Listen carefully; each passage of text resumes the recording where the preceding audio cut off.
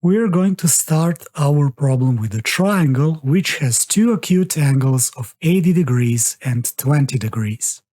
Now from the top left corner of our triangle we will pull a line which goes to the opposite side of the triangle, and it divides the side of this triangle into two segments so that the smaller segment has the same length as the smaller side of our triangle, as you can see on the sketch.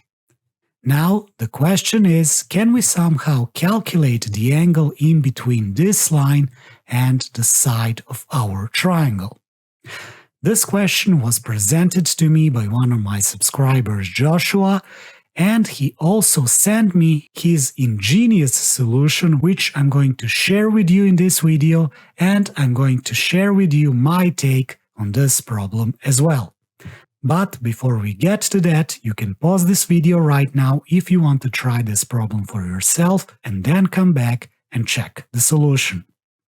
Alright, so let's solve this problem. So, like I said, I'm going to use two methods.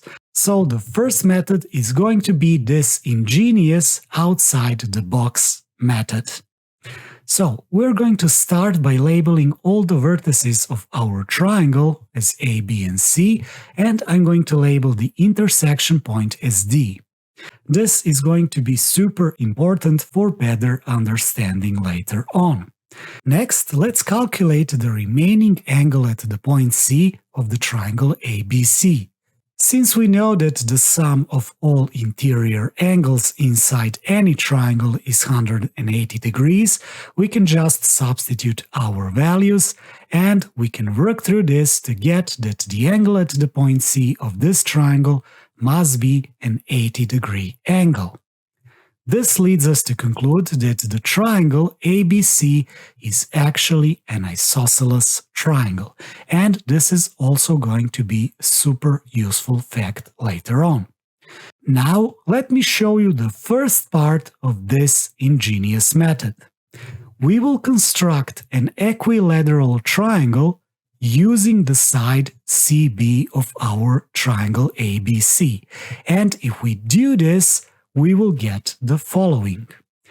Now I will just label the remaining vertex of this triangle as E. Now, since all angles inside the equilateral triangle are equal and all of them are 60-degree angles, we can start calculating some remaining angles. First, let's take a look at the angle at the point C. So, since the overall angle at the point C is 80-degree angle and the right part is 60-degree angle, this means that the remaining left part of this angle, or the angle ACE, is actually 20-degree angle. Now, let's do the second part of this ingenious method. Let's connect the point A with the point E. Now, you're going to see later on why this is super useful, but before we get to that, let's take a look at the angle at the point B. You can see that the overall angle is 60 degrees and the top part of this angle is 20 degrees, which means that the bottom part of this angle, or the angle ABE, is 40-degree angle. Now, take a look at the triangle AEB. This triangle is actually an isosceles triangle. We know this for the fact because the line CB is equal to the line AB, since those are the legs of our isosceles triangle ABC, and we know that the line CB is equal to the line EB, since those are the sides of our equilateral triangle BCE. So the triangle AEB must be an isosceles triangle. Since we know that the angle at the apex is equal to 40 degrees, we can easily use the same method that the sum of all interior angles inside any triangle is 180 degrees, and we can calculate the angles at the point A and the point E. But for now, we are only interested in angle at the point A. This angle equals to the angle at the point E, and we know that the angle at the point B is 40-degree angle. We can write this down as following. Now we can just simplify this and get that the angle at the point A is 70-degree angle.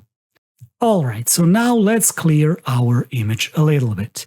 And let's take a look at the triangle ACE. Also, at the same time, let's take a look at another triangle CDB.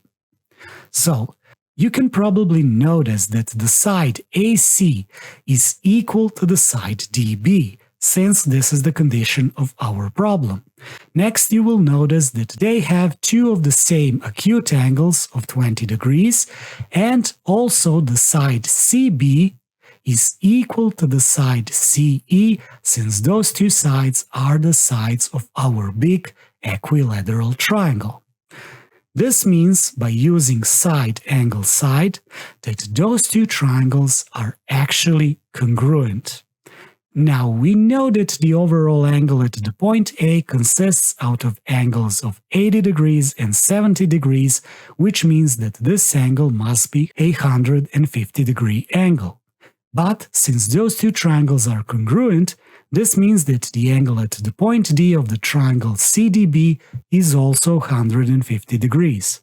So, we can now easily calculate the remaining angle at the point D, since this angle is supplementary with our 150-degree angle, and this means that this angle must be a 30-degree angle, and there you go, we have our solution. So this was really an ingenious solution, but let me also show you my take on this problem, and I'm going to use inside-the-box method. So, for this one, let's also label the vertices of our triangle the same way, and let's also calculate the remaining angle at the point C in the same way as we did before, and we will get that this angle equals to 80 degrees, which means that our triangle ABC is an isosceles triangle. Now, let's clear our image a little bit, and let's also construct an equilateral triangle, but this time I will do it inside the triangle and using the side AC, as you can see on the sketch. Now I will also label the apex of this triangle as E. Now, we know that all of its angles are 60-degree angles, so if we take a look at the point A, we can conclude that the overall angle is 80 degrees and the top part is 60, which means that the bottom part of the angle A must be 20-degree angle. Now, let's take a look at the acute angle at the point E. This is also 60-degree angle. But this means that the outside angle at the point E must be 360 degrees minus 60, which is 300-degree angle. Now, I just connected E and B, and I know that this line EB represents the line of symmetry. This is due to the fact that the triangle ACE is an equilateral triangle and the triangle ABC is an isosceles, so the line EB must be the line of symmetry. Since this is the line of symmetry, it will divide our 300-degree angle into two identical angles of 150 degrees. Alright, so now let's clear our image a little bit and let's notice the triangle AEB. I will isolate this triangle on the bottom so that you can have a better visual understanding. Alright, so now let's take a look at another triangle CDB. So what can we conclude by taking a look at those two triangles? We can conclude that the side CB is equal to the side AB, since those sides are the legs of our isosceles triangle ABC. Also, we can see that both of those triangles have the same acute angle of 20 degrees, and both of them have the same side DB and AE. Those two sides are equal, since the side AE is the side of the equilateral triangle, and the side DB is equal to the side of our equilateral triangle AEC. Now, again, using side angle side, we can conclude that those two triangles are in fact congruent. This means that the angle at the point D of our triangle CDB is also a 150-degree angle, as well as the angle at the point E, due to the fact that those two triangles are completely equal. Now, it is pretty easy to find the acute angle at the point D, since it is supplementary to 150-degree angle, so it must be 30 degrees, and there you go, we have our same solution once again. So I really hope you guys enjoyed this interesting problem. If you did, please do not hesitate to leave a like or subscribe to the channel for more content like this. Also, if you found another way to solve this problem, please write it down in the comment section below. And of course, share this video with someone that you think that will love this kind of a problem. And until next time, see you all and take care.